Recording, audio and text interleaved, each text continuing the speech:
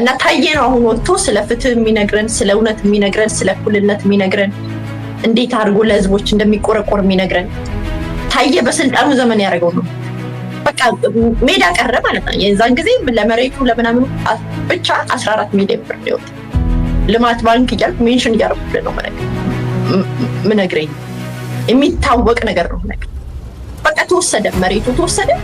እንደውም መሬቱና ሰው የወያኔ ነው ብሎ ታየና ወንድሙ ናቸው ይኛ። ዛሬ ግን ታየ መጥቶ ሚዲያ ላይ እጁን ታጥቦ ምንም ጥፋት አላጠፋውም በስልጣን ዘመኔ አብይ ነው ያጠፋው ብሎ ይነግረናል። ይሄንን አውቃለሁ። መሬቱን ማን ወሰደው? ወንድሙ የገብረ ጉራቻ ከንቲባ ነው። ጠርቶ ሰዎችን መሬቱን ውሰዱ ብሎ አከፋፈለ። የተገዛ መሬት ነው ማለት ህጋዊ የሆነ መሬት። እሱ ብቻ አይደለም፣ እቃዎቹን አዘረፈ። ከውጭ ተጭነው የመጡ ማሽኖችና ላሞችን አዘረፈ ነው ማለት። ዛሬ ግን ታየ ወጥቶ ይሄን ሁሉ ጉድ ተሸክሞ ፍትህ፣ እኩልነት፣ የሰው ልጆች አማራን አጠፋለሁ አለ።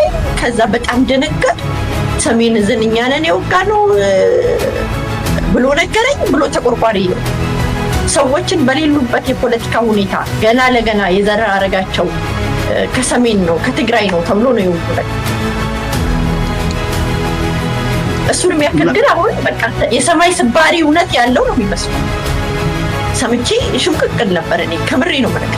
ዛሬ ግን ሚዲያ ላይ ወጥቶ ካለሱ ሰው የለም፣ ካለሱ እውነተኛ የለም፣ ካለሱ አቀኝ የለም፣ ኃላፊነትም አይወስድም በስልጣን ዘመኑ ለደረሰ ብልግና